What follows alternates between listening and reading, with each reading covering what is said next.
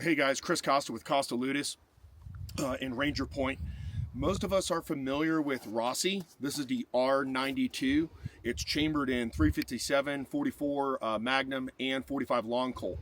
However, there's a big boy on the block, and that's what we're going to talk about next. So the next gun we're going to talk about is the R95. This one's chambered in 4570 and 3030. And as I've been playing around with this gun for the last couple weeks, the action is extremely smooth.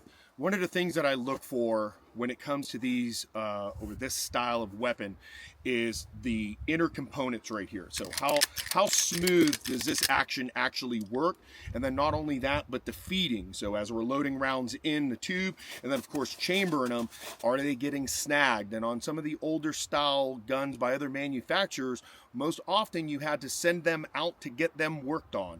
But with this Rossi, especially since I've got a pretty good round count on the R92, one of the first things that struck me kind of odd, especially considering the reasonable price point for the R92 and of course for the 4570, meaning the R95 in particular.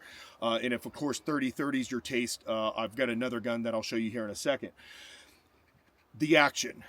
It feels like it's gone to a gunsmith and he's worked on it, and that makes me really happy, because if you're wanting to get the speed out of running the lever on this gun, then it comes down to these inner components right here. So Rossi definitely hit the mark when it came to the R92 and now the R95. So here's the R95 in 3030.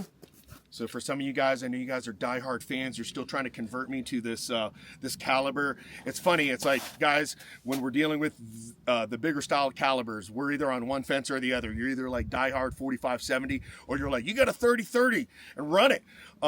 You can see with the Ranger Point accessories here, this is a Ranger Point stock. They've got cheek risers, we've got the quiver right here, quiver on the side that can be mounted on the on this particular rail. We've only got a couple of the gaiters, so right now on this particular one we're just keeping the receiver clean, and that's one of the nice things about this rail system that Ranger Point offers, is you can kind of set it up any way you want to. If you want a receiver rail, they make that as well, and of course you can run the gaiters by switching these around. There's other videos that I've done specifically talking about that. The other can that was on my gun was done by Whip Machine, and this one just happens to be by Silencer Co. And when you suppress these guns, they are Cadillacs. I remember back in the day, I was pretty anti-suppressing 3030, 4570 up until the point that I started shooting them, and then it really changed my perspective, and of course that now was probably about 4 or 5 years ago. So with this configuration, if you want, you can put on lights and lasers and whatever other gizmos, but the bottom line is, when we're talking about the functionality of the gun, Rossi has really nailed it with the larger calibers, just as much as what they've done on the R92. So you can't go wrong.